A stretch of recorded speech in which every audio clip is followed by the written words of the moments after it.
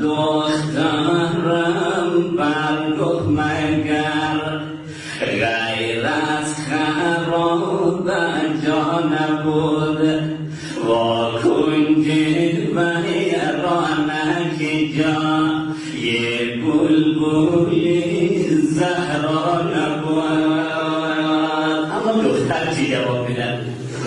گفت ای پدر جان خوب شد از ما غریبان سر زدی با کنجی و ایران هیچ کس بر فکر ما بابا نباید. شاید علی عبدالله هم صورت سیل خورده رو ببینن. یک سوال دیگر میکنه که قلب شیعه را آتش میزنه. چی میگم؟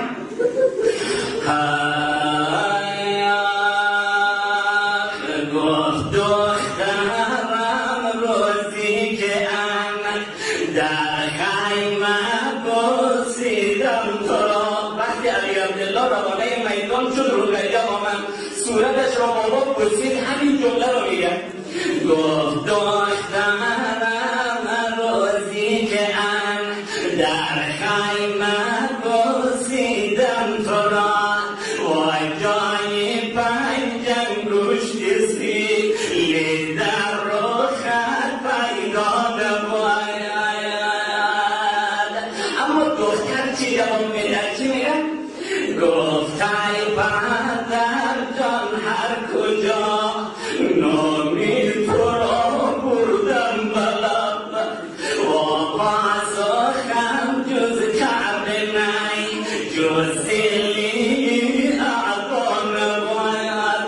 بابا جان هر جا نام زیبای تو را به زبان بردم مردم با سیلی و تازیانه منو جواب دادن. شاید هم دل سوال کنه دخترم مگه زینب در کنارت نبود تو را دشمن سیلی زدن. گفت دخترم وقتی عدو میزد تو را زینب چه گفت ما هم نهدن در کنار رد بود و آیا یا نباید. هنگام نام زینب به میان آمد سرای دختر به گریه بلند شد. بابا تو خیلی زینبم رو دوست داری اما بگم بابا یا نیم.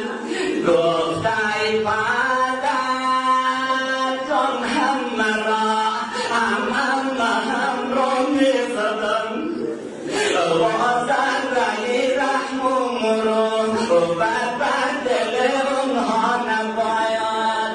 بابا هرگاه منو زدن امان خودش رو به روی منم داد صدا زد نمیگذارم دخترم برادرم رو سیلی بزنی.